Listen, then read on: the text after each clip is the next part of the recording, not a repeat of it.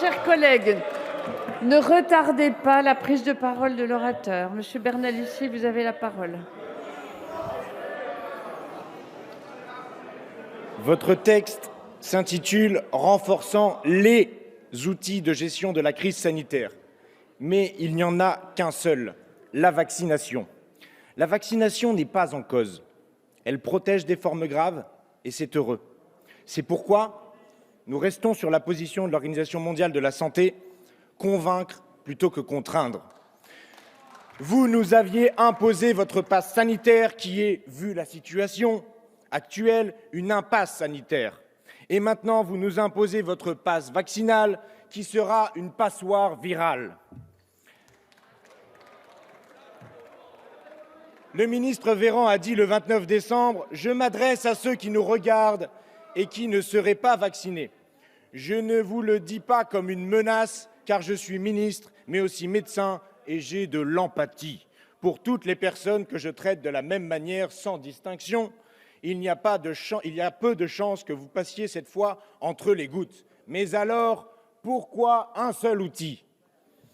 Véran et Macron ne déploient pas de purificateur d'air.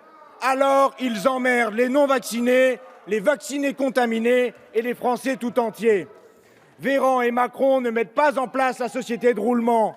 Alors, ils emmerdent les non-vaccinés, ils emmerdent les vaccinés contaminés et les Français tout entiers.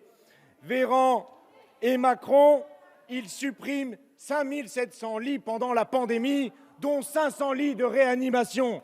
Alors, ils emmerdent les non-vaccinés, les vaccinés contaminés et les Français tout entiers. Ils ne défendent pas la levée des brevets. Alors, ils emmerdent les Français tout entiers. Ils ne nationalisent pas Sanofi pour un pôle public du médicament. Alors, ils emmerdent les Français tout entiers. Ils ne déploient pas de stratégie ambitieuse d'aller vers les plus fragiles, les plus âgés qui sont moins vaccinés que la tranche d'âge 18-24 ans. Alors, ils emmerdent les Français tout entiers. Ils ne rendent pas les tests gratuits pour toutes et tous. Alors, ils emmerdent les Français tout entiers.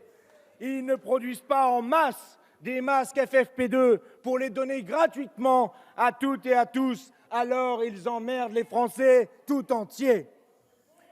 Vous cherchez des boucs émissaires pour masquer vos erreurs, peut-être vos mensonges sans doute. Vous inventez même la déchéance de citoyenneté. À ceux qui nous regardent, Françaises, Français, vous êtes les bienvenus dans nos meetings. Vous êtes les bienvenus dans nos meetings sans passe sanitaire. Venez comme vous êtes, en responsabilité, pour gérer la pandémie dans la liberté.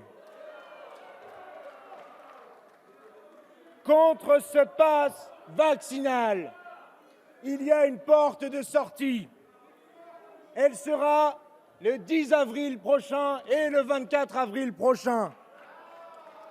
Face au diviseur Macron, vous pouvez vous saisir du bulletin de vote de Jean-Luc Mélenchon, du programme L'Avenir en commun.